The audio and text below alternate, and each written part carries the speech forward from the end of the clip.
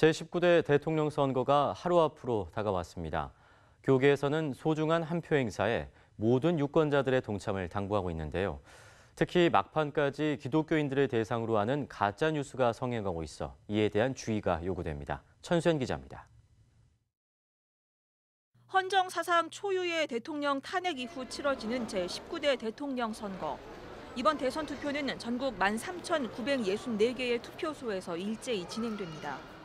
지난 4일과 5일 이틀 동안 진행된 사전 투표율이 26.1%를 기록하면서 최종 대선 투표율이 20년 만에 80%를 넘을지 관심입니다.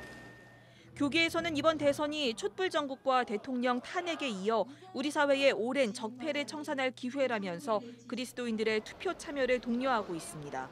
국정농단과 적폐청산 때문에 촛불 광장에서 시민들이 촛불을 들었던 것이고 그것을 이루어냈고 그러면 그걸 수용할 수 있는 후보들에 대해서 좀 더 나온 정책들과 더불어서 후보 면면을 봐서 선거일이 다가오면서 확산된 특정 후보에 대한 가짜 뉴스에도 거듭 주의를 당부했습니다. 공명선거 시민네트워크는 지난 주말 기자회견을 열고 홍준표 후보가 서울 대형교회 안수 집사라는 건 가짜 뉴스라고 지적했습니다.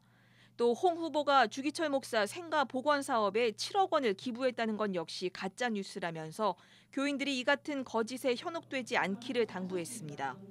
가짜 뉴스가 돌아다니는 SNS상의 지역이 기독교계가 되고 이러면 공명성을 지켜야지 될 교회 안에서 가장 어쩌면 걸림돌이 되고 있는.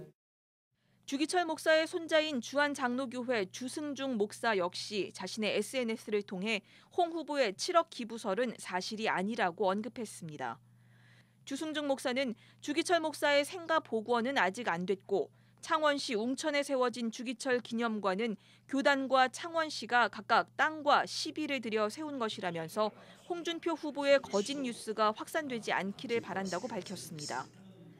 공명선거 네트워크는 또 투표용지와 관련해 정상적인 투표용지는 후보자 간에 위아래로 공백이 있다면서 칸이 붙어있는 잘못된 투표용지를 받았을 경우엔 기표하지 말고 참관인을 불러 사진을 찍고 증거 사진을 선관위에 신고할 것을 당부했습니다. CBS 뉴스 천수연입니다.